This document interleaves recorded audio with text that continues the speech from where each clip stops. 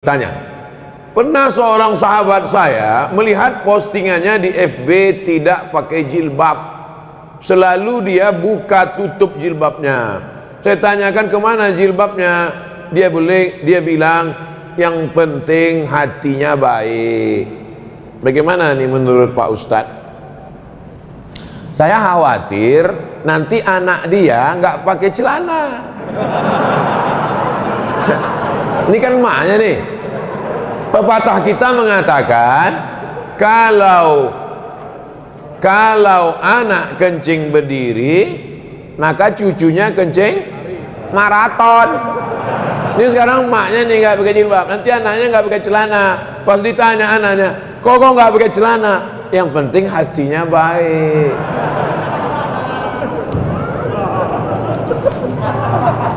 Saya tanya, apakah Sayyidatuna Aisyah itu hatinya enggak baik? Istri Nabi itu Aisyah, istrinya baik, hatinya baik apa enggak baik? Baik. Dia pakai hijab enggak? Pakai. Ada enggak Aisyah mengatakan dibukanya hijabnya? Aisyah, kenapa enggak pakai hijab? Aku kan istri Nabi, hatiku kan baik. Kalian semua kan anak-anakku. Wa azwajuhu ummatukum. Istri Nabi itu adalah ibu kamu. Aisyah itu ibu kita, tapi dia tetap pakai hijab. Kenapa? Allah yang nyuruh. Ya ayyuhan nabi, wahai Nabi Muhammad SAW, qul li azwajika, katakan kepada istrimu, wa banatika, katakan kepada anak perempuanmu, wa nisa'il mu'minin, katakan kepada perempuan yang beriman, yudnina alaihinna min jalabibihin, hendaklah mereka memanjangkan kerudung mereka. Dulu kerudungnya tutup kepala, tapi lehernya nggak kelihatan. Pakai lagi. Itu pakai cadar itu kan tradisi jahiliyah. Pakai cadar, pakai jilbab itu tradisi jahiliyah. Dulu turun ayat, khudhu zinatakum inda kulli masjid. Kalau kamu mau ke masjid, pakailah pakaian. Kalau kamu mau ke masjid, pakailah pakaian. Apa maknanya? Waktu itu orang jahiliyah tawafnya uryanun tolik, telanjang bulat. Orang jahiliyah dulu nggak pakai pakaian, maka datang Islam mengajarkan pakaian. Maka setiap mau ke masjid disuruh, ya ayyuhalladzina amanu, ay orang beriman, kalau kamu mau pergi ke masjid, khudhu zinatakum inda kulli masjid, berpakaianlah. Itu ajaran Islam. Jadi jangan ikut-ikutan status orang, itu yang dia sampaikan. Bacalah Al-Quran, ngaji sama para kiai, para ulama. Samakah pahala baca Quran melalui smartphone? Baca Quran di dinding, ada tertulis di situ dinding, masuk masjid, ya ayyuhalladzina amanu taqullaha wal tanzur nafsum ma qaddamat lighad.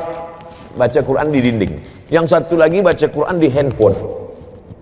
Kutiba alaikumul qitalu fil qatla, al hurru bil hurri wal abdu bil abdi wal unsa bil unsa. Yang satu lagi melihat mushaf Al-Quran, ya ayyuhalladzina amanu ista'inu bis sabri was salah. Melihat mushaf, melihat handphone, melihat dinding. Pahalanya bukan dilihat kau baca Quran dari mana, tapi yang dilihat adalah lafaz di mulut dan di hati. Mulut fasih, tahsin, tajwid, hati ikhlas. Walaupun kau baca di pelepah kurma. Ada Quran zaman sahabat Nabi, Quran macam kita dicetak sekarang? Mana ada? Pakai resleting pula lagi. Kenapa kau tak pernah baca Quran ini? Saya sebetulnya mau baca Pak Ustaz, terus resletingnya macet terus tiap hari. Oh, kasihlah minyak jelantah. Dulu Quran ditulis di pelepah korma, di tulang onta, di batu apa namanya? Batu lepes, batu ceper macam piring, ditulis. Jadi Quran tidak dilihat di mana, mau di kertas. kertas adanya bambu yang ditumbuk, bambu, tahu bambu? Buluh, ditumbuk halus jadi bubur, dijemur. Itulah asal muasal kertas dari Cina. Lalu kemudian ada kertas satu lagi di Mesir, pohon bardi, tumbuhnya di tepi sungai Nil, disusun-susun melintang membujur, dipres pakai tanah liat, dijemur. Namanya kertas papirus. Kertas paling tua dua, satu dari Mesir, Fir'aun, satu dari Cina. Lalu kemudian barulah belakangan datang kertas masuk ke kota Makkah. Jadi Quran ditulis di kertas, di batu lepes, di tulang onta, di pelepah korma. Yang dilihat bukan baca di mananya, tapi yang dilihat adalah pelafazan mulut dan keikhlasan hati. Ini Qurannya bukan main lagi, mahal minta ampun. 30 juta harga Quran. Diletakkan di lemari tamu di depan. Setiap tamu yang datang menengok macam menengok kucing. Bukan Quran itu yang mahal. Quran mahal adalah Quran yang dibaca. Seorang ibu mengajarkan anak-anaknya sambil masak pagi. Tak ditengoknya pun Quran itu sambil masak. Bismillahirrahmanirrahim. Wadduha wallaili idza saja. Ma wadda'aka rabbuka wa ma qala. Walal akhiratu khairul laka minal ula. Sambal belacan ditengoknya.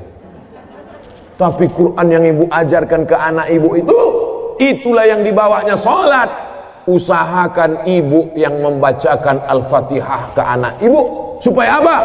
17 kali sehari pahalanya mengalir ke ibu. Ibu yang membacakan Fatihah ke dia. Yang belum membacakan, balik dari sini nanti, bacakan. Yang balik sekarang, nanti habis acaranya. Nak, baca Fatihah nak. Bismillahirrahmanirrahim. Itu hanya kurang halus sedikit. Bismillahirrahmanirrahim. Alhamdulillahi rabbil alamin. Rohnya kurang tebal sedikit. Luruskan bacaannya. Kapan kelingking ibu masuk ke celah kakinya saat mengajarkan dia berwudu, masuk air ke celah kaki? Kapan ujung jari ibu masuk ke celah telinganya saat mengajarkan berwudu? Kapan mulut ibu mengajarkan? Kapan tapak tangan ibu memegang pundaknya? Rata pundakmu nak. Jangan kepala kau macam menengok kuda jantan, menengok kuda betina. Jangan kepala kau ni menunduk macam menengok rumput. Rata nak. Kelak kita semua inilah yang akan dia kenang. Al-madrasatul ula. Ibu adalah sekolahnya yang pertama. Alhamdulillah ibu amalkan. Pahalanya mengalir ke ibu, mengalir pula ke saya. Tapi pahala ibu tak berkurang. Ibu tetap dapat 100, saya 120.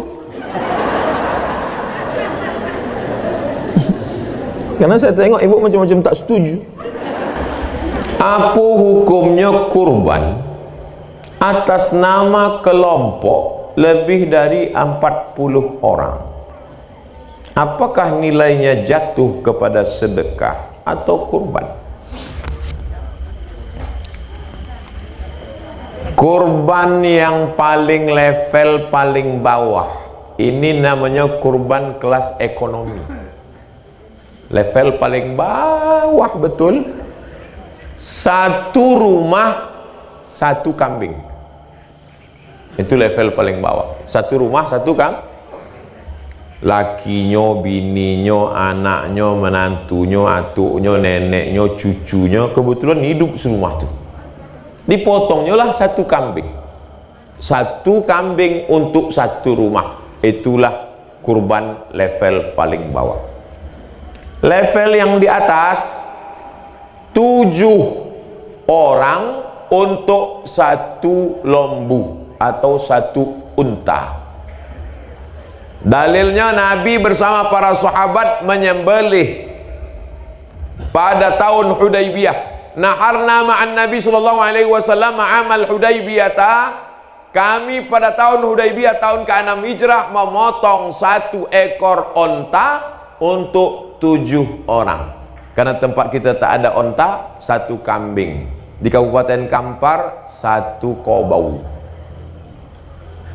Paling bawah. Ini yang atas VIP. Yang paling atas, ini yang paling hebat kurban. kurban Nabi Muhammad SAW tahun haji wada. Waktu Nabi haji wada, dipotong Nabi 63 ekor sendiri, dilanjutkan Sayyidina Ali 37, 63 tambah 37, 100 ekor onta sendirian.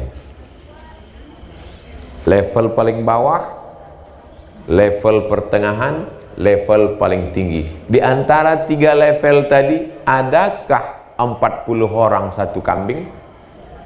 Tak ada. Jadi kalau gitu level mana lah ini? Jadi Bapak Ibu wali murid, wali kelas, di kelas itu ada 40 anak siswa, maka anak-anak ini berkumpul duit 100.000, 200.000, lalu diserahkannya ke kepala, ke guru, kami untuk kurban. Maka anak-anak itu bersedekah duit. Tapi waktu memotongkan kurbannya atas nama 1 orang. Atas nama siapa? Wali kelas. Jadi sekolah-sekolah yang menganjurkan siswa-siswa mengumpul duit untuk berkurban, jangan kaburkan pemahaman kurban pada mereka. Kalian bersedekah patungan 1 ekor kambing, diserahkan ke guru, nanti waktu disembelih atas nama 1 orang si guru tadi. Anak-anak itu bersedekah, gurunya berkurban. Jelas? Insya Allah jelas. Kalau ada yang nyebut tak jelas berarti poka. Jelas, mikrofonnya mantap. Itulah tentang penjelasan kurban. Jangan robah, jangan rusak, jangan buat syariat sendiri, karena ada tuntunannya. Sedangkan main bola aja ada tuntunannya, goal outside ada tuntunannya dari Nabi Muhammad SAW masalah ibadah. Mudah-mudahan kita semua istiqomah beramal soleh, amin. Bagaimana cara menghadapi lingkungan tempat tinggal yang menganut kehidupan hedonisme? Yang pertama, faqidus syai' la yu'ti. Orang yang tidak punya sesuatu, dia tidak bisa memberikan sesuatu. Kita tidak bisa berefek terhadap lingkungan kita kalau kita tidak punya sesuatu itu. Makanya mahasiswa-mahasiswi dibekali 3. Akidahnya benar, ibadahnya benar, akhlaknya benar. Sehingga ketika dia keluar dari Polnes, dia bekerja di tempat lingkungannya dimanapun dia berada di seluruh dunia ini, Indonesia, di tempat itu nanti masyarakatnya hedonis, dia tidak akan terpengaruh. Kenapa ikan itu tidak asin walaupun tinggal di laut asin? Karena dia hidup. Kalau dia mati baru jadi ikan asin. Maka dihidupkan ruhnya, dihidupkan ibadahnya. Yang kedua, nanti dia dibiasakan berkomunitas. Andai dia nanti bekerja di sebuah perusahaan, di perusahaan itu masyarakatnya hedonis, sibuk dengan dunia, dia akan membuat sebuah komunitas. Saya ceramah di perusahaan saya ceramah di PT Nikel, saya ceramah di PT Batubara, saya ceramah di PT Minyak Bumi. Ada saja sekelompok komunitas yang menghidupkan masjid, menghidupkan pengajian. Mereka inilah motor penggeraknya. Mudah-mudahan alumni-alumni Polnes ini menjadi penggerak dakwah di setiap daerah. Lalu kemudian, la tajtami'u ummati ala dhalalatin. Umatku ini tidak akan pernah menyatu dalam kesesatan. Begitu kata Nabi SAW. Wa may yartadda minkum an dinihi. Siapa di antara kamu yang meninggalkan agama ini, murtad dia, fasawfa ya'tillahu biqaumin, akan diganti Allah dengan sekelompok kaum. Yuhibbuhum, Allah mencintai mereka, wa yuhibbunah, dan mereka membalas cinta Allah. Mereka memperjuangkan agama Allah. La yakhafuna fillah laumata laim. Mereka tak pernah takut kepada caci maki, bully, buzzer, haters dan lain sebagainya. Saya pernah juga dihinggapi putus asa ketika melihat orang-orang yang diharapkan memperjuangkan agama malah bertumbangan. Saya sampaikan kepada salah seorang sahabat saya, dosen, profesor, Pak Prof, rasa-rasanya kita udah layak putus asa melihat umat hari ini. Kata dia, jangan, mungkin batang kayu sudah lapuk, tapi pucuk-pucuknya yang masih hijau, kalau kita siram dia akan menjadi kayu-kayu yang baru. Dan pucuk hijau itu sekarang ada di Polnes. karena memang baju mereka hijau pucuk pisang. Inilah yang akan memperjuangkan, memperbaiki hedonis, tidak menjadi asketis, tapi menjadi orang-orang yang moderat, wasatiyah, insyaallah. Amin. Sebagai mahasiswa yang punya banyak sekali kegiatan kampus, bagaimana caranya tetap istiqomah kepada Allah? Ada kekeliruan cara berpikir. Dianggapnya kalau dia sibuk dengan kegiatan kampus, dia tidak beribadah. Karena yang dianggapnya ibadah itu adalah sholat duha, baca Quran, i'tikaf, ibadah. Sedangkan sibuk di kampus tidak ibadah. Padahal sejak dia dari mulai berangkat dari kampungnya sampai ke Samarinda di Polnes sampai pulang itu adalah ibadah.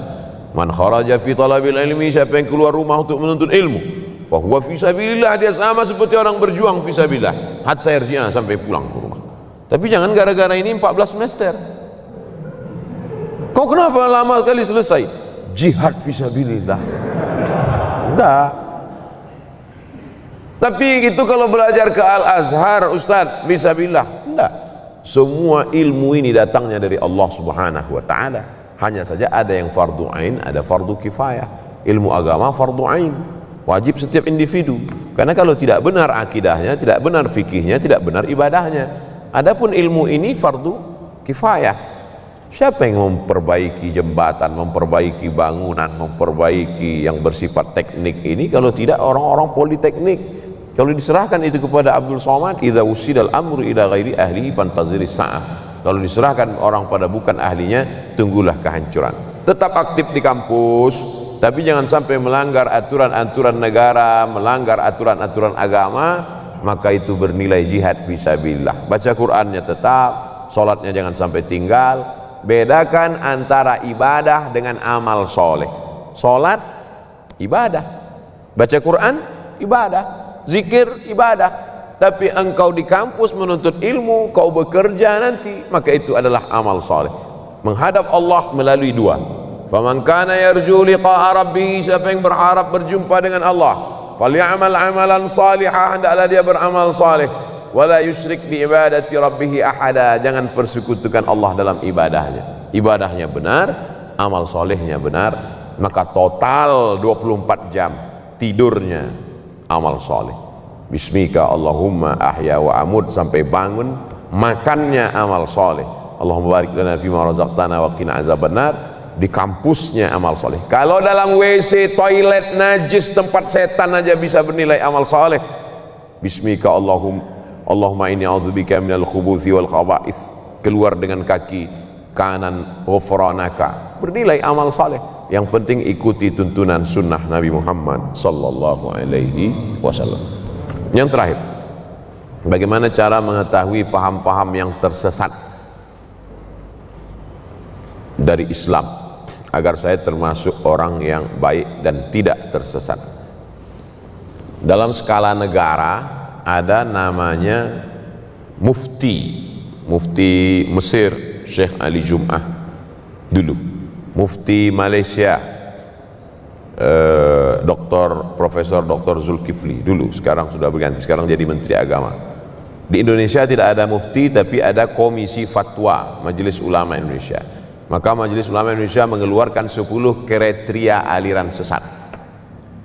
Tulis di Google 10 kriteria aliran sesat, enter, screenshot, like and share. Kalau kena pasal-pasal itu berarti sesat. Untuk skala negara. Untuk skala kampus, kemana saya bertanya? Fas'alu ahla dzikri in kuntum la ta'lamun. Tanya orang yang tahu. Dosen agama Islam, Ustadz Abdurrahman. Ustadz Abdurrahman, dua saja. Kalau tak Abdurrahman, Abdul Somad. Nah, Abdul yang lain. Jangan pernah mikir sendiri, baca sendiri, renungkan sendiri, nyasar sendiri. Karena kita ini lemah. Saya dalam bidang teknik tidak menguasai, maka kemana saya bertanya? Ke Polnes, orang politeknik. Mereka yang paling mengerti tentang itu. Bidang medis, kedokteran, ya tanyalah orang kedokteran.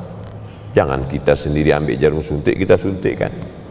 Ini obat manjur dari Jerman, satunya 5 juta. Insya Allah anak ibu sehat. Seminggu tidak sembuh. Komplain dia ke dokter. Kata dokter, ini obat impor dari Jerman harga 5 juta, kenapa anak saya nggak sembuh? Ibu buat gimana? Saya masukkan ke dalam bubur, saya suapkan ke anak saya. Salah bu, saya kemarin kan saya bilang masukkan ke dubur.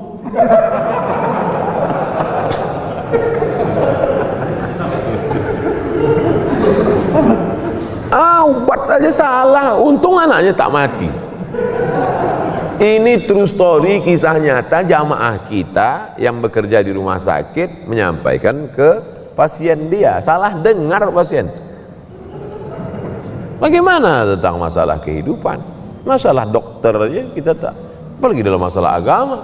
Kalau masalah kedokteran ada orang salah, 1 nyawa melayang. Kalau dalam masalah arsitektur jembatan ada orang salah, 1 jembatan runtuh. Tapi kalau dalam masalah pemahaman agama orang salah, dunia akhiratnya. Ada orang membawa istrinya sedang hamil tua mau melahirkan. Dia pasti akan cari tulisan bidan berijazah. Karena dia takut anaknya meninggal. Khawatir dia. Takut dia keturunannya ini akan mati, dia tak punya pelanjut. Tapi kenapa dalam masalah agama kita malah percaya kepada dukun yang bisa melipat gandakan uang? Kalau bisa dia lipat gandakan uang, ngapain dia mesti ngambil uang kita? Ini kan tidak rasional. Oleh sebab itu kita mesti kembalikan kepada yang punya ilmunya. Siapa itu? Untuk di kampus ya dosen-dosen ilmu agama Islam. Saya kira demikian. Mohon doanya hari ini pertama dalam hidup saya sholat subuh berjamaah. Allahu Akbar. Jangan takbir dulu orang.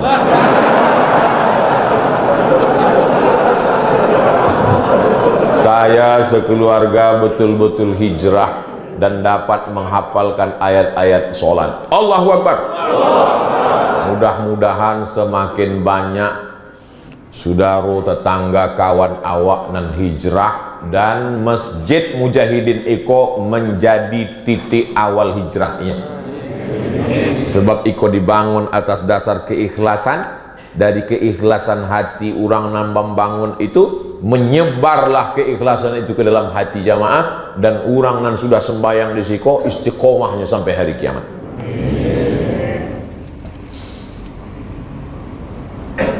Saran nama anak.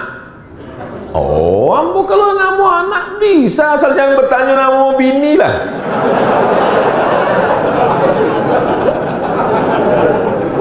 Nama anak nan padusi Nuaira. Nuaira artinya secercah cahaya.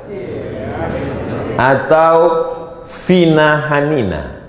Hanina artinya kerinduan. Vina antara kami, suami istri, tiba-tiba datang anak yang dirindukan selama ini. Vina Hanina. Masya Allah, so sweet guys. Kalau laki-laki, udah antara kami berdua lah. Laki-laki banyak bisa. Mohon doa Ustaz, istri saya mau melahirkan, banyak-banyak ibu yang mau melahirkan sholat sunat. Kalau tak bisa tagak, duduk. Sebab dengan banyak bergerak itu mempermudah kelahiran, kata dokter SPOG, spesialis objin. Spesialis objin itu spesialis kandungan, bukan spesialis hantu. Spesialis objin, jin kok hantu. Objin, SPOG. Maka banyak sholat sunat dan banyak-banyak baca Quran, banyak-banyak bersalawat sambil masak nasi pagi. Sallallahu ala Muhammad, sallallahu alaihi wasallam, sallallahu ala Muhammad, sallallahu alaihi wasallam. Kalau berselawat, hati amaknya tenang. Kalau hati amaknya tenang, anaknya ikut. Maka ibu-ibu itu disuruh tenang ya bu, jangan stres. Kalau ibu stres, anaknya galau, lakinya sakau. Banyak selawat. Bagaimana menurut Buya nama anak saya Aminah Nuwairah? Masya Allah, itu nan ambo sabi, itu nan ditulis. Nuwairah ambo sabi tadi kan? Ampaknya ambulah dakik jadi wali kok. Wali murid. Nama anaknya Aminah. Aminah artinya perempuan yang amanah. Dari Aminah itulah lahir laki-laki Al-Amin Muhammad sallallahu alaihi wasallam. Nuwairah secercah cahaya.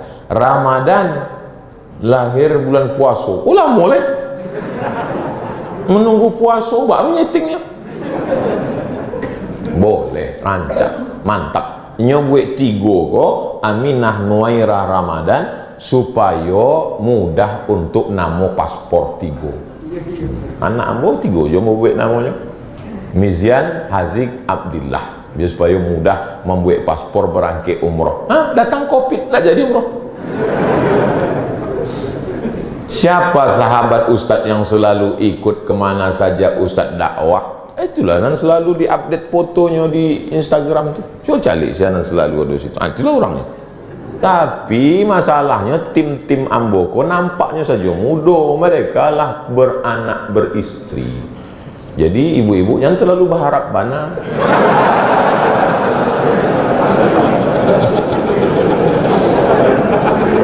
Ustaz, apa ube istiqomah? 3. Nampak tamu berjamaah.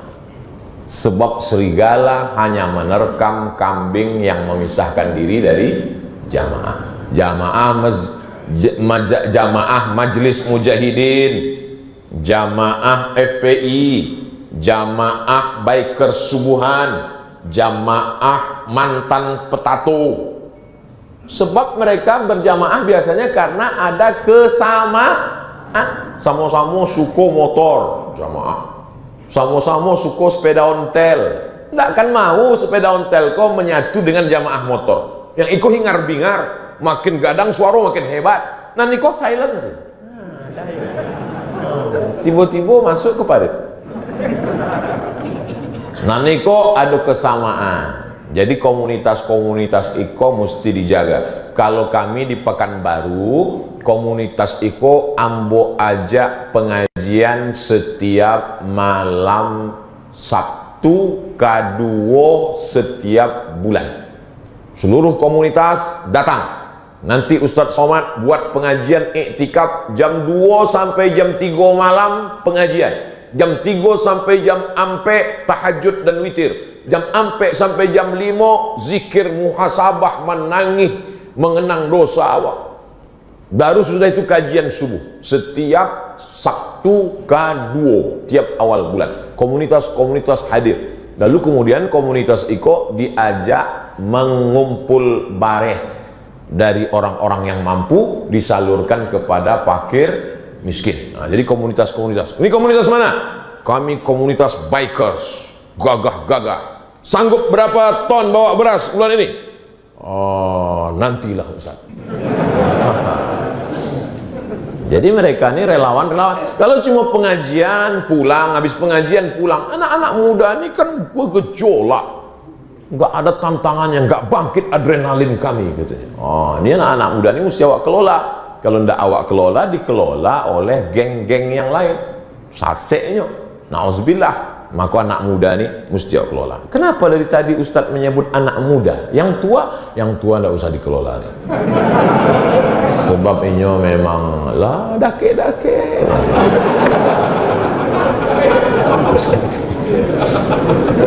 Nampak tamu berjamaah. Sesudah berjamaah, insya Allah istiqomah. Setelah istiqomah, pasti husnul khatimah. Kok berani Ustadz menjamin orang nan istiqomah itu husnul khatimah? Ada ayatnya. Alladzina qalu rabbuna Allah, orang yang mengatakan Rabb kami Allah, tsumma istaqamu, istiqomah ini, tatanazzalu alaihimul malaikah, turun malaikat.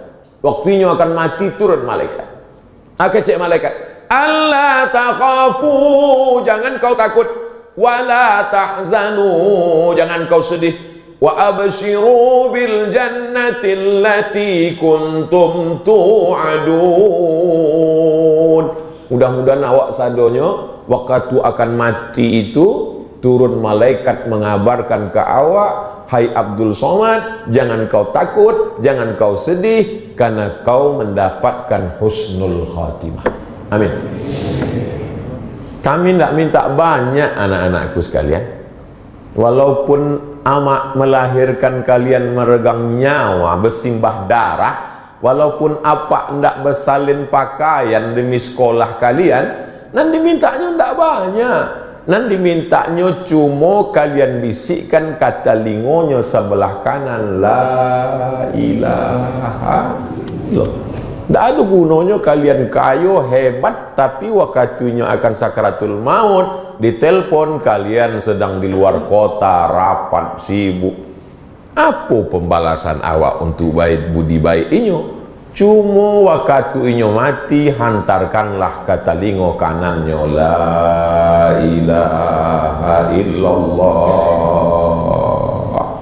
Dulu waktu awak lahir, inyo nama membisikkan kata lingo awak, azan, asyhadu an la ilaha illallah.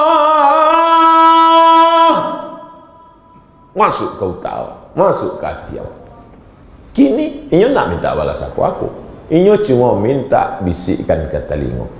Tapi anak-anak yang melawan hawa nafsu, melawan mato, melawan kanto, melawan bakhil, itulah nan bisa. Ambo yakin dan percaya, iko bumi Minangkabau negeri para ulama, maka jangan awak rusak. Insya Allah komunitas-komunitas awak jago, kajian di masjid awak istiqomah, sado awak akan mati husnul khatimah. A'udzubillahi minasyaitonir rajim. Bismillahirrahmanirrahim. Alhamdulillahi rabbil alamin arrahmanir rahim maliki yaumiddin. Iyyaka na'budu wa iyyaka nasta'in. Ihdinas siratal mustaqim. Siratal ladzina an'amta 'alaihim ghairil maghdubi 'alaihim waladdallin. Amin.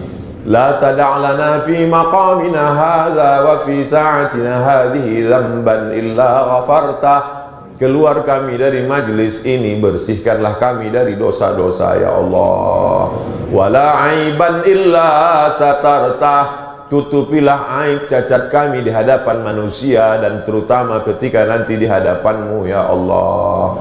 Wala maridan illa syafaita. Saudara kami yang sedang sakit, angkatlah penyakitnya, sehatkan untuk selamanya ya Allah. Wala mayitan illa rahimtah. Yang meninggal dunia, lapangkan kuburnya, ampunkan silap salah dosanya ya Allah. Wala musafiran illa wasaltah. Yang musafir sampaikan ke tujuan dengan selamat ya Allah. Wala raghiban illa anjabtah. Yang menginginkan anak buah hati, belayan jiwa, berikanlah anak yang soleh dan solehah, penghafal Quran ya Allah. Allahumma inna nas'aluka salamatan fid din.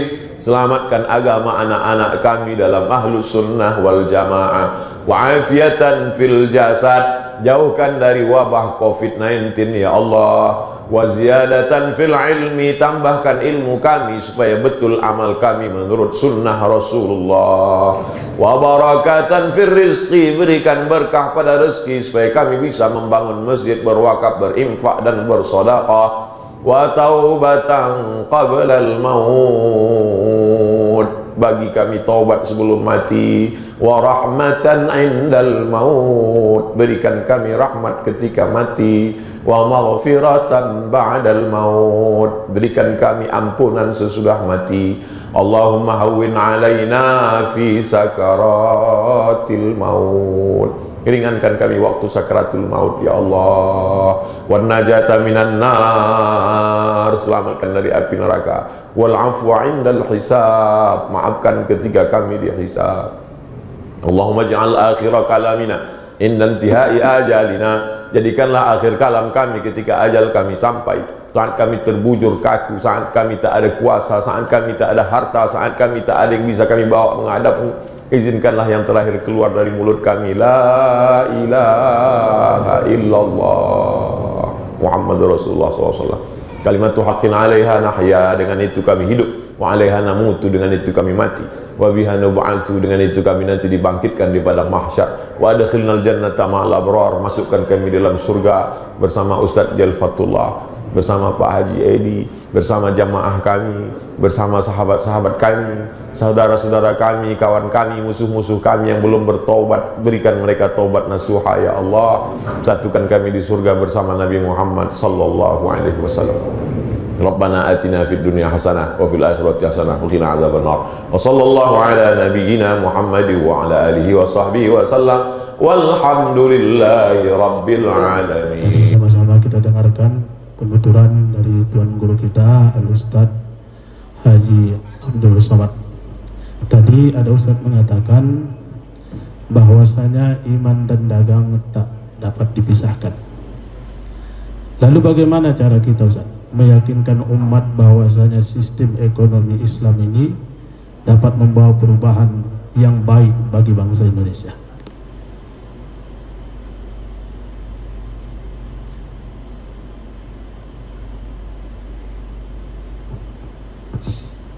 Bank punya uang 100 juta. Ada pengusaha muslim punya uang 100 juta. Duitnya sama-sama 100. Yang minjam juga sama-sama usahanya ayam, ternak ayam. Sama-sama yang bank ini pun nanti juga ditetapkan kau mesti bayar bunga sekian. Yang si muslim tadi meminjamkan duit 100 juga, dia juga mengatakan nanti kita akan bagi hasil, dikemas dengan bahasa mudharabah. Di mana letak bedanya? Pinjam duit 100, balikkan 120. Aku tak mau tahu ayam kau mau mati, mau sakit, mau stres, pokoknya balikkan 120. Tapi si saudara kita yang menerapkan sistem mudharabah, setelah dipinjamkannya duit 100, maka sejak keluar duit 100 sore tadi, malam ini pun dia bangun tahajud berdoa kepada Allah, ya Allah tolonglah usaha ayam si Anu tadi jangan sampai mati, karena kalau mati duit tak balik. Maka sejak malam itu dia menjadi lebih khusyuk sholat, dia menjadi lebih khusyuk berdoa, dan dia lebih selalu teringat dengan saudaranya tadi dengan menanyakan kalau jumpa, apa kabar? Sehatnya kau kan? Kenapa selalu ditanyanya? Karena kalau sampai sakit duit tak balik. Jadi apa beda konvensional dengan Islam itu? Bedanya adalah akhlak. Ada akhlak. Sedang ini tak mau tahu dia. Aku tak mau tahu kau mau sakit, kau mau di mana, kau yang penting duitku balik. Lalu kemudian datanglah tokoh ayam dari Jakarta ke Medan. Begitu si bapak, si pengusaha muslim tadi mendengar ada tokoh ayam dari Jakarta, maka dipanggilnya lah tokoh ayam tadi, dibuatnya lah seminar ternak ayam. Kenapa? Supaya dibangkit usaha ini, karena kalau untungnya besar, nanti mudharabah bagi hasilnya juga bisa menjadi besar. Jadi bedanya itu di mana? Bedanya di akhlak. Akhlak itulah yang sebenarnya akhlak. Sekarang akhlak selalu dipahami berbakti pada orang tua, akhlak kepada guru. Akhlak yang lebih universal adalah akhlak dalam bisnis. Ada kejujuran, ada integritas, ada kepercayaan, ada trust. Jadi kalau ini kita bangkitkan, maka insya Allah umat percaya. Saya ceramah di Malaysia, Kuala Lumpur, diundang oleh Bank Rakyat Tower. Nanti kalau pergi Kuala Lumpur tengok Tower, Bank Rakyat Tower.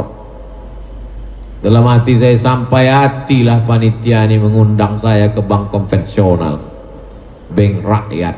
Sampai di dalam jumpa sama petinggi-petingginya, Ustaz Abdul Somad, ini adalah bank konvensional, kata dia. Dalam hati saya aku dah tahu, karena tak ada tulisan Islam di situ, tak ada syariahnya. Tapi bank rakyat ini sudah berubah menjadi 100% murni Islamic Bank, bank Islam. dan nasabahnya ada Cina, ada India, ada berbagai macam agama. Kenapa mereka mau berinteraksi dengan Islamic Bank? Karena memang prinsipnya di mana ada gula di situ ada semut. Jadi umat Islam mesti menjadi bintang iklan terhadap Islam. Islam ini produknya luar biasa, tapi karena bintang Islamnya tidak menarik, orang tidak menjadi tertarik. Andai ada produk air susu kambing Etawa, Anda minum maka Anda akan gemuk, bintang iklannya Abdul Somad, percaya tak orang? Nah, orang percaya. Nah, jadi bagaimana Islam bercerita tentang ekonomi Islam, tapi kemudian membangkitkan. Makanya kalau mau, buatlah satu kampung percontohan. Saya sudah sampaikan ke Basnas, kalau mau lihat real nyata, buat satu kampung mu'alaf. Cari pulau, buat situ kampung mu'alaf. Buat ternak ayam, ternak sapi, ternak itik, buat kolam ikan, karamba, buat di situ pendidikan sekolah gratis, buat hadirkan jutawan entrepreneur, pakar kambing, pakar ayam, pakar itik, pakar puyuh, hadirkan semua. Lalu Ustaz apa? Aku bidang endorse-nya, aku nanti mengajaknya, mengiklankannya. Karena saya sudah tanya-tanya, yang berat itu dua. Yang pertama adalah biaya iklan, yang kedua adalah political will, support politik dari atas. Support politik, kalianlah yang mendatangi orang-orang politik. Saya jangan dekat ke orang politik. Yang kedua adalah endorse. Endorse itu maka isi Instagram saya itu isinya endorse saja. Coba tengok, bukalah Instagram. Yang belum, kalian follow lah. Ya, coba kita buka Instagram Abdul Somad. Abdul Somad Official Instagram. Abdul Somad Official Instagram. Apa isinya? Endorse saja isinya. Ceramah, ini endorse.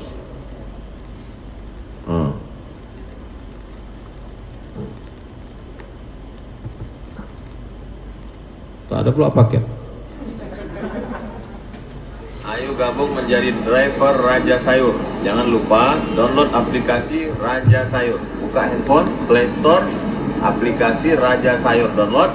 Produk halal menjadi nomor 1 di aplikasi Raja Sayur demi meningkatkan ekonomi umat. Berkah selalu. Terima kasih. Assalamualaikum warahmatullahi wabarakatuh. Ustadz, kami punya program nih, aplikasi ini ekonomi keumatan. Banyak saudara-saudara kita. Saya tanya, setelah saya yakin, percaya, mari kita buat videonya. Nanti kalian share, nanti gue bantu share.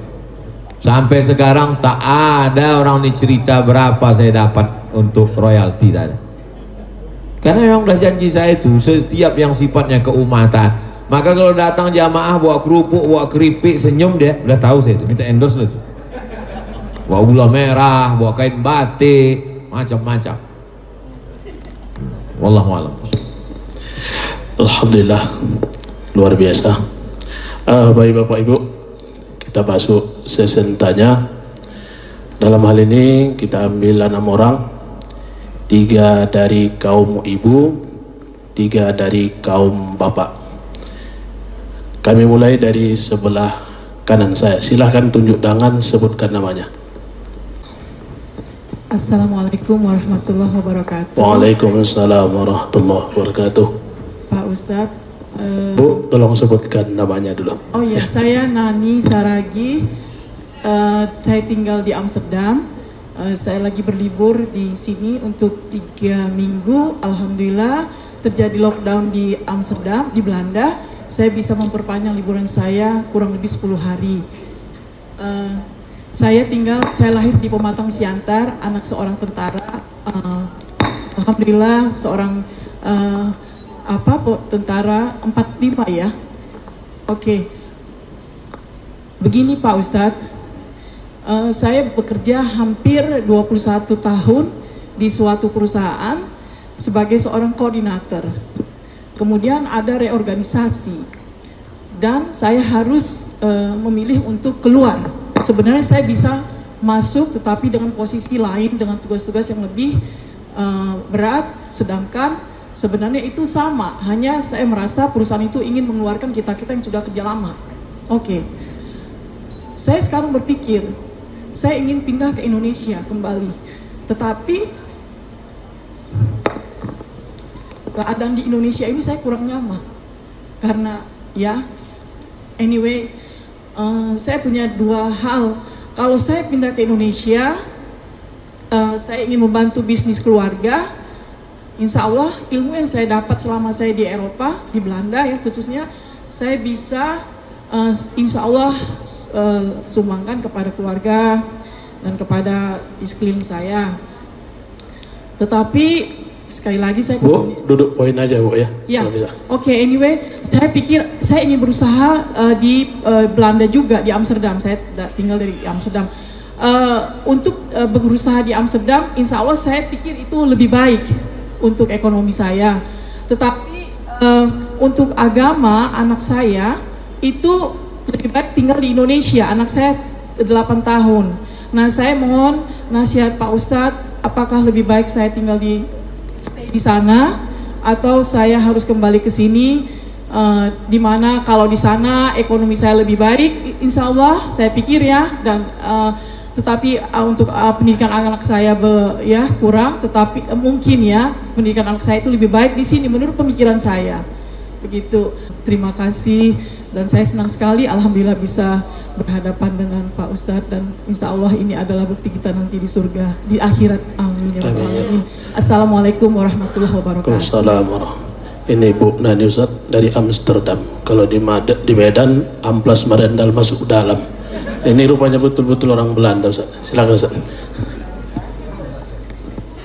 Saudara-saudara saya yang bekerja di negara tidak Islam, dari mulai Amerika, Amsterdam sampai Hong Kong, Taiwan, maka hari ini tidak lagi bisa kita bagi dunia ini menjadi dua seperti dulu. Ada namanya Darussalam, negeri Islam, ada Darul Harb, negeri perang. Madinah, negeri Islam, Makkah, negeri perang. Maka semua orang yang ada di Makkah mesti pindah ke Madinah bersama Nabi Muhammad SAW. Sekarang tidak lagi bisa begitu. Oleh sebab itu saudara-saudara kami dari Maroko yang bekerja di Belanda, di Jerman, di Prancis, ulama Maroko justru mengirim, tempat saya sekolah itu namanya Darul Hadis. Di Darul Hadis itu alumni-alumninya yang orang Maroko dikirim menjadi ustadz di Portugis, Spanyol, dengan ke Belanda, karena banyak imigran yang datang dari Tunisia, Aljazair, Maroko. Artinya ulama membolehkan orang Maroko tinggal di Eropa.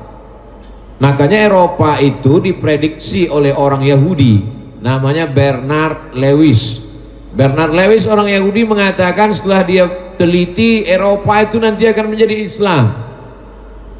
Kenapa analisanya begitu? Jerman diisi oleh imigran dari Turki, karena orang Turki paling banyak di Jerman. Inggris akan diisi imigran dari 3 negara, India, Pakistan, Bangladesh. Terbukti prediksi itu, wali kota Inggris Islam India. Lalu kemudian Prancis diisi oleh imigran dari 3 negara, Aljazair, Tunisia, Maroko, sampai hari ini. Jadi ini untuk menghilangkan kegelisahan saudara-saudari yang bekerja di Eropa, di Amerika, boleh hukumnya bekerja di negeri tidak Islam dalam kurung syarat dan ketentuan berlaku.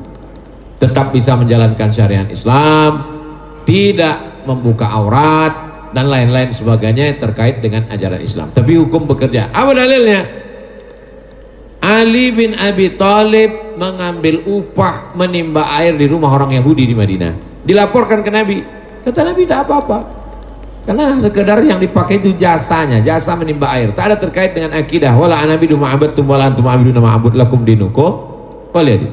Jadi ibu bekerja, jaga syariat Islam, maka ibu mendapat gaji, gajinya halal. Adapun keraguan tentang pendidikan anak, juga zaman sekarang tidak ada halangan lagi. karena anak bisa dikirim sekolah tahfiz Quran. Di Kudus ada program tamat SD hafal 30 juz, tamat SD umur 13, atau masuk ke Ponorogo di dekat Gontor ada pesantren Muqaddasah SMP SMA tamat hafal Quran. Jadi tak ada halangan, ibu bisa kunjungi dengan ekonomi baik, bisa setahun datang 2 kali. Maka sesungguhnya ibu berpisah dengan anak, sekolah dia di pondok pesantren, ibu tetap di Belanda, dua-duanya dapat, ekonomi dapat, dan yang paling penting adalah pendidikan anak. Saya dulu terlintas di pikiran saya, 2 orang anak emak saya, dua-duanya laki-laki, sampailah hati emak ini mengirim saya ke Mesir, sampai 12 jam naik pesawat baru sampai. Sekarang saya baru paham, rupanya dialah yang sayang dengan anaknya. Adapun emak kawan saya yang tak dikasihnya dia pergi, bukan begitu cara sayang pada anak. Biarkan dia terbang sejauh memandang, maka sesungguhnya itu mendidik dia untuk menjadi anak-anak yang mandiri. Anak ibu kirimkan masuk dia tahfiz, SD tahfiz, SMP tahfiz, SMA tahfiz, kuat akidahnya, paham dia keindonesiaan, ngerti dia sunnah Rasulullah. Nanti dia mau kuliah, silakan dia masuk ke Leiden University, silakan dia mau sekolah ke Leipzig Jerman, silakan dia mau ke McGill Kanada, karena akidahnya sudah kuat sesuai dengan kemauan dia. Saya selalu menyampaikan, ceramah saya tak keluar dari 3: islahul tarbiyah, perbaikan pendidikan; islahul iktisad, perbaikan ekonomi; islahul siasah, perbaikan politik. Maka perbaikan pendidikan, saya hanya katakan pendidikan agama mesti kuat dari TK Quran, SD Quran, SMP Quran, SMA Quran, basic. Setelah itu terserah mau jadi lawyer, mau jadi pengusaha, mau jadi hakim, mau jadi apapun, yang penting akidahnya sudah kuat. Insya Allah ibu dapat dua-duanya, ekonominya dapat, pendidikannya dapat. Wallahu a'lam bishawab. Ya, silakan lagi Bapak Ibu. Ya, silakan.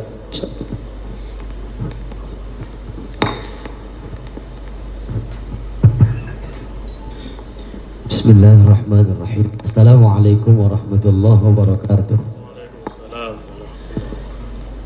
Alhamdulillah, salatu wassalamu ala Rasulillah wa ala alihi wa sahbihi wa mawala. Amma ba'd.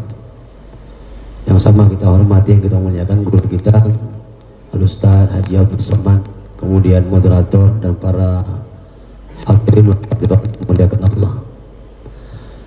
Sedikit Ustaz, Tolong sebutkan namanya Bapak. Ya. Nama saya Bukhari Al-Hafiz. Berkaitan dengan tema peran strategi pengusaha muslim dalam pembangunan ekonomi Islam di Indonesia. Kita tahu hari ini dalam barisan umat Islam yang namanya ekonomi itu agak carut marut, Ustaz. Sehingga ketika Presiden Perancis pun bilang bahwa Islam itu adalah agama yang krisis, termasuk krisis ekonomi. Walaupun kadang ada semangat atau ghairah yang kita lihat dari umat Islam. Contoh kemarin semangat 212, hadir 212 Maret. Cuman tengah jalan mundur. Dalam kesempatan ini kami minta tolong pemaparan dari Ustaz. Apa sebenarnya penyebab mundurnya ekonomi umat yang sudah mulai jalan dan bagaimana solusinya? Yang kedua Ustaz, apa strategi yang ampuh setelah menguatkan iman yang Ustaz sampaikan bagi muslim untuk meningkatkan ekonomi, yang tadi sudah disampaikan juga oleh abang saya, Bang Abi Effendi, anak Melayu Sergei, saya anak Melayu Asahan Ustaz, dari Tanjung Balai. Mudah-mudahan dari dua hal ini, kenapa saya minta strategi ampuh? Alhamdulillah kami juga punya usaha belacan di Tanjung Balai. Nah, mudah-mudahan ibu-ibu, bapak sekaligus pemuji Bang yang mau pesan belacan Tanjung Balai bilang aja kuat. Sekira demikian. Nasrul minallahi wa fathun qarib wa basyiril mu'minin. Assalamualaikum warahmatullahi wabarakatuh. Kalau ada 2 orang di tengah laut, kapalnya pecah, menabrak karang, dipukul ombak, dimpas gelombang, maka yang selamat itu adalah yang pandai berenang. Maka ajarkanlah anak-anak kita berenang. Pesan sahabat Nabi, alimu auladakum as-sibahah war rimayah. ajarkan anakmu as-sibahah berenang, warimayah memanah. Sebetulnya itu makna dipahami, makna hakiki dan makna majazi kiasan. Memang betul-betul merenang dan memanah, tapi yang dimaksud berenang adalah siap di air dan memanah siap di darat. Karena kalau di darat kita memang memanah naik kuda, dan di air kita berenang. Artinya poin yang pertama bahwa siap memanah siap merenang itu kalau di bidang ekonomi ya betul-betul paham ilmu ekonomi. Kalau dia manajemen memang betul-betul paham tentang manajemen. Supaya apa? Ilmunya ada. Makanya dalam Islam itu diajarkan yarfa'illahu alladzina amanu minkum walladzina utul ilma, ilmunya. Dan semua itu ada ilmunya, tidak bisa dipelajari, tidak bisa tanpa dipelajari. Semua ada ilmunya, ada ilmu agama, ada ilmu politik, ada ilmu ekonomi, ada ilmu budaya, ada ilmu sosial.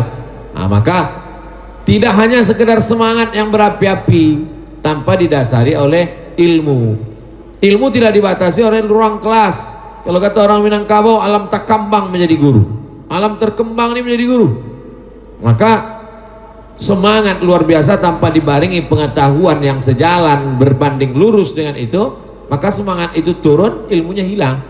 Maka ilmunya, nah, saya tidak kaitkan hanya dalam kasus 212, termasuk apapun nanti ke depan, maka ilmu. Yang kedua, memang hari ini kalau tampil terlalu awal, nanti dia menjadi prematur, cepat dipukul.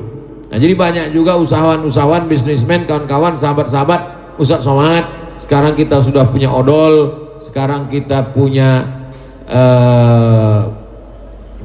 sabun, sekarang kita punya sampo.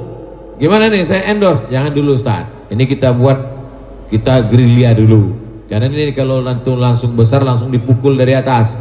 Nah, ada banyak. Jadi kita lewat pengajian-pengajian dulu, lewat komunitas kita dulu, kita besar karena takut dipukul di atas.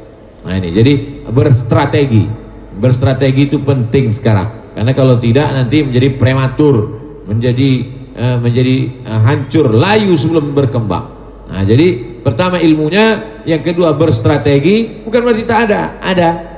Lalu kemudian yang ketiga adalah kajian-kajian ini, cobalah kajian-kajian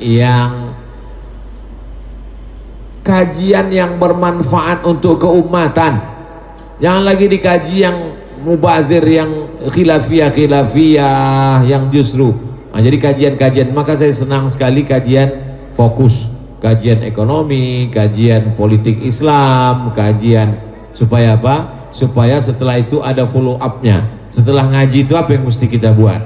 Setelah pengajian itu kita bisa buat apa? Karena kalau tidak dia akan berputar-putar di situ saja, mubazir. Mudah-mudahan ke depan insya Allah lebih baik. Tapi jangan katakan tak ada sama sekali.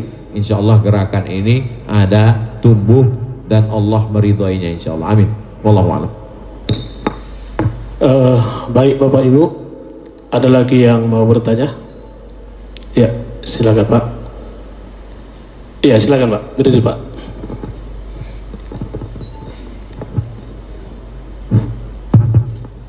Bismillahirrahmanirrahim. Assalamualaikum warahmatullahi wabarakatuh. Waalaikumsalam warahmatullahi. Perkenalkan, nama saya Syahlan Duhri Nasution.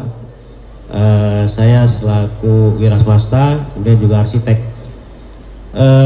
Alhamdulillah malam ini dapat bertemu dengan tuan guru kami yang sangat kami muliakan, Profesor Dr. Abdul Somad LCMA. Suatu keberkahan kami dapat bertemu di acara pada malam hari ini.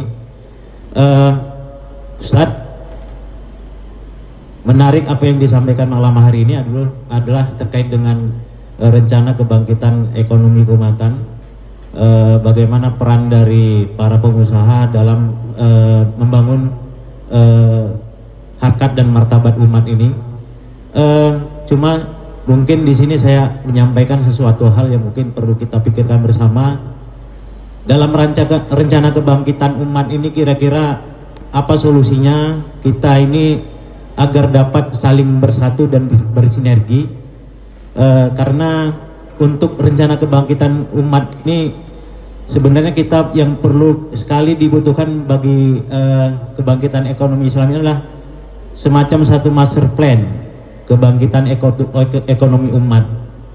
Ini bagaimana kira-kira solusinya? Karena tanpa strategi ini, tanpa master plan ini, kita akan saling bekerja atau berjuang itu bahkan tidak tertutup kemungkinan saling melemahkan mungkin. Nah, ini perlu panduan dari tuan-tuan guru kami, mungkin juga para tokoh ini bagaimana menyatukan roadmap ataupun master plan kebangkitan ekonomi keumatan ini.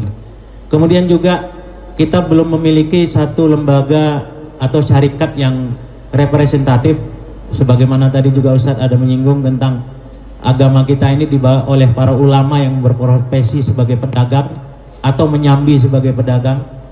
Saya kira Indonesia ini juga merdeka akibat dari berkumpulnya para saudagar-saudagar kita yang tergabung dalam syarikat Islam dulu di awal, sehingga kita melek politik dan kita memahami pentingnya untuk bersatu dari sisi ekonomi.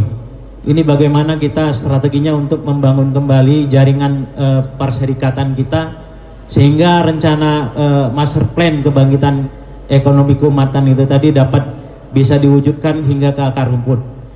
Sekaligus juga kami Ustadz, kebetulan saya juga memang aktivis yang selalu lahir dan besar di remaja masjid ya, tapi bukan remaja masjid yang dalam lembaga formal. Kita memang remaja masjid kampung, dan saya sampai hari ini di usia 44 tahun ini selalu aktif membina remaja masjid, dan kami melihat potensinya remaja masjid ini bisa dijadikan sebagai motor penggerak kebangkitan keumatan, terkhusus dari sisi ekonomi. Jadi bagaimana kita bisa strateginya untuk merubah mindset dari anak-anak kita, remaja-remaja kita menjadi mental-mental wirausaha. Ini saya lihat potensinya sangat besar, dan kami sudah mencoba untuk memulainya dengan gerakan yang namanya Salingkars ya, satuan lingkungan yang bersimpul kepada remaja masjid. Mudah-mudahan jika ada resep atau tuntunan dari Ustaz, mungkin bisa kita adopsi nanti ke depan. Mungkin itu saya. Billahi taufiq wal hidayah. Assalamualaikum warahmatullahi wabarakatuh.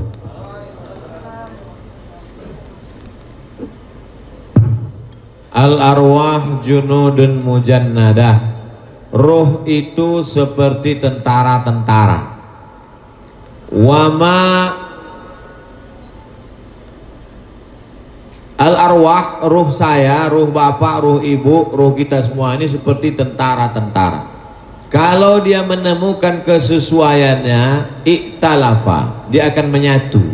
Wama tanakara, tapi kalau dia merasa tidak cocok, tidak sejalan, maka dia pasti ikhtalafa, dia pasti menjauh.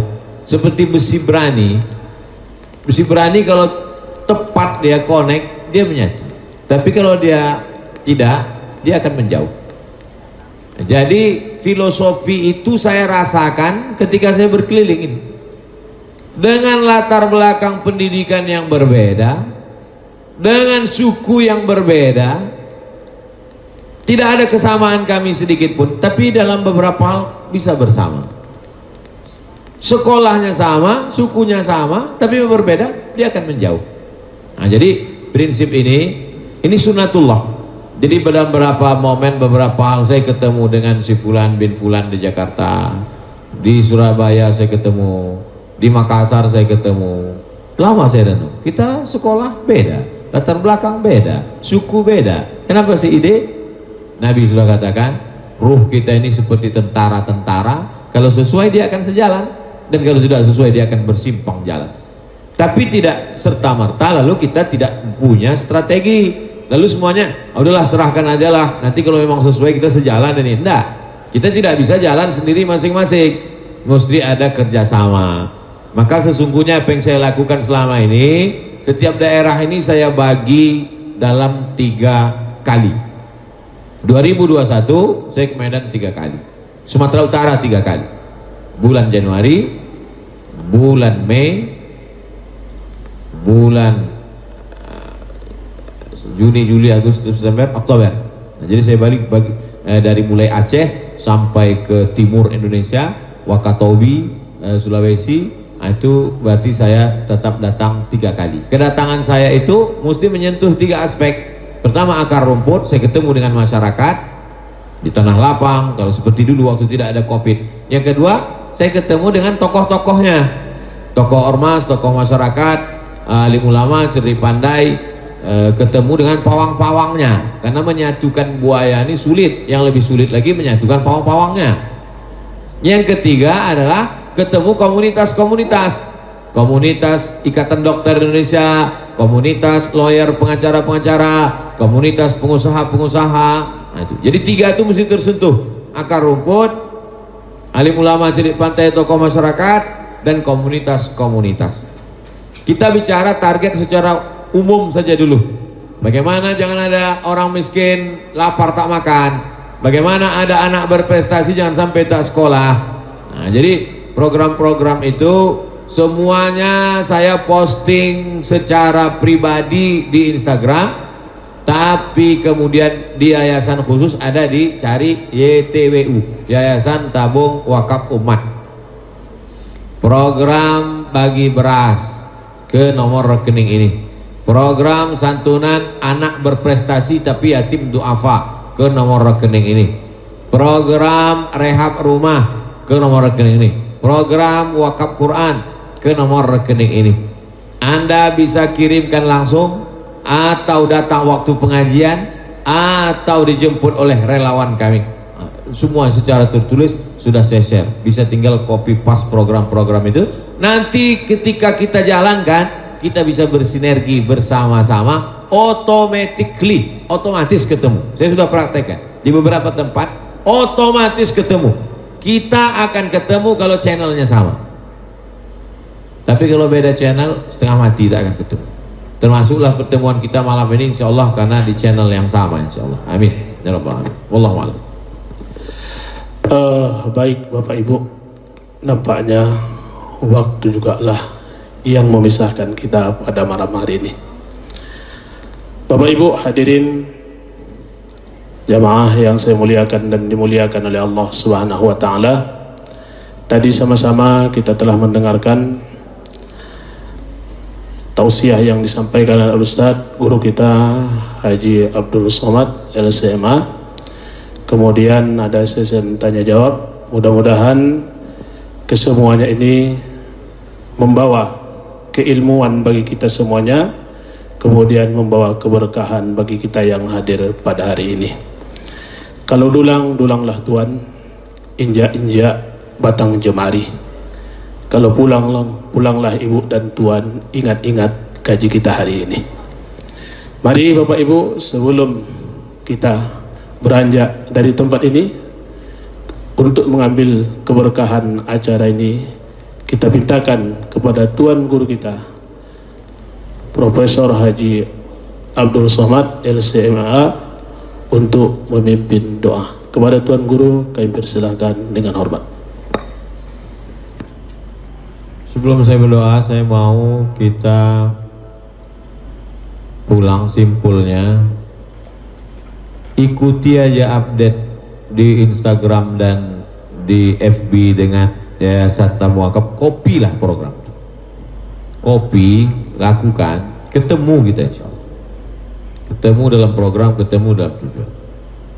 Setiap hari Jumat, Sabtu kedua saya di Pekanbaru, saya keliling, tapi Jumat Sabtu saya khususkan, saya mau kasih tahu supaya kita membuat hal yang sama, supaya kita bisa bersama, sama pikiran kita, sama tujuan kita. Jumat Sabtu, Jumat itu saya khutbah. Habis khutbah itu membagi program sosial ke panti, ke fakir miskin, ke duafa langsung. Lalu kemudian malamnya jam 3 sampai jam 4, jam 2 sampai jam 3 ngaji, pengajian, malam lebih khusyuk. Jam 3 sampai jam 4 tahajud witir. Jam 4 sampai jam 5 zikir muhasabah. Jam 5 sholat subuh, kajian subuh sampai waktu isyraq. Habis itu sholat sunat isyraq, habis itu tanya jawab, habis itu sarapan. Jadi antum bisa copy paste itu. Program-program itu copy paste. Ada kalanya menangkap ikan besar, jala besar, jaring besar. Nanti setelah terjaring baru diklasifikasikan. ini ikan teri, ini ikan bawal, ini ikan tongkol, ini ikan hiu, ini ikan paus. Penanganan ikan ini begini, ini begini. Jamaah ini dibagi 3. Ada yang satu pasukan inti di tengah, pengurus. Baru ring yang kedua relawan-relawan. Komunitas-komunitas, komunitas emak-emak, komunitas bapak-bapak, komunitas bikers, komunitas anak muda. Komunitas ini dibimbing. Ada ketuanya, ada sekretarisnya, ada bendaharanya, ada penanggung jawabnya, ada koordinatornya. Baru kemudian yang ring 3 jamaah secara umum. Jadi dakwah ini tidak hanya lepas-lepas saja lagi. Mesti ada pengikat, ada simpul-simpulnya. Jadi pertemuan kita tidak hanya sekedar pertemuan, tapi ada yang bisa kita ambil, kita bawa program-program sesuai dengan bidang kita masing-masing.